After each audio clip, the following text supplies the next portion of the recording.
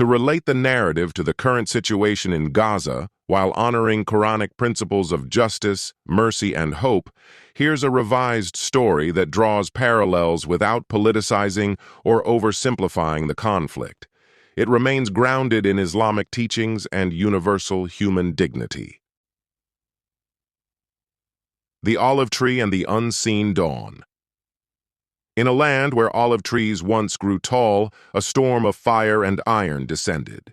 Children hid beneath rubble, mothers clutched empty bowls, and fathers dug graves with bare hands. An old man, his face etched with grief, whispered to the sky, "Ya Rab, how long must we endure?" The wind carried his plea, and the Quran's timeless replies echoed through time. The lesson of Yunus, Jonah. Remember the one who called out from layers of darkness, "There is no God but you, save us." And Allah answered, not by destroying the storm, but by guiding him through it. In Quran 21:87-88. Today, in Gaza's darkness, prayers rise like unbroken threads. Ya Allah, ease their pain, reminding us that faith is the rope Allah lowers into the deepest abyss. The lesson of Musa, Moses.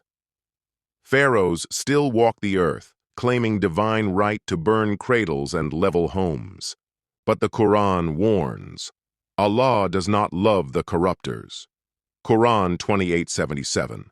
Musa's staff did not part the sea until the hour Allah decreed. For Gaza, too, tyrants will drown in their own arrogance. The oppressed, they are promised, Allah will not waste your faith. Quran 2:143.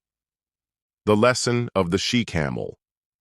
The people of Thamud slaughtered the she-camel, a symbol of Allah's mercy, and were buried by their own greed. Today, when ambulances are bombed, water wells poisoned, and hospitals shattered, the Quran whispers, "Do not corrupt the earth after it has been set right." Quran 7:56. Oppressors never see the avalanche they unleash until it is too late. The old man wept, holding a child's broken toy. But where is justice? A voice replied, Allah is with those who persevere. Quran 8:46. He looked up. Amid the rubble, a boy watered a shriveled plant. "This is for my sister," he said. She loved flowers. Nearby, a doctor shared her last loaf of bread, and a teacher scribbled lessons on scrap paper. "We will survive," she said. "They cannot burn what grows in the heart." The Quran's promise. Allah says, "Perhaps you hate a thing and it is good for you."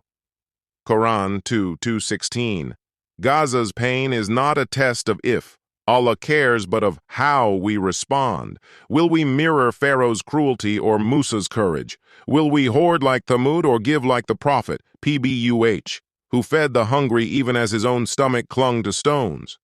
The Quran does not promise immediate rescue. It promises that no tear, no prayer, no act of courage is wasted. With hardship comes ease. Quran 94:6. Not after, but within the storm.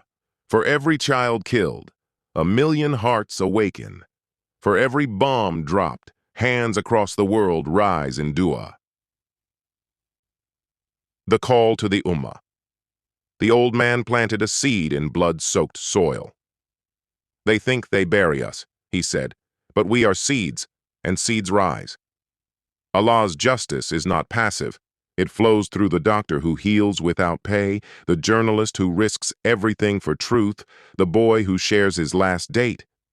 It flows through you when you boycott oppression, when you pray for Gaza, when you refuse to look away. Allah does not change the condition of a people until they change what is in themselves. Quran 13:11. Gaza's dawn will come. Until then, we are its dawn. Through our faith, our fists raised in dua, our unyielding La ilaha illa Allah. Final words. To the people of Gaza, you are not forgotten. The Quran's stories are your story. To the world, do not let their patience be in vain.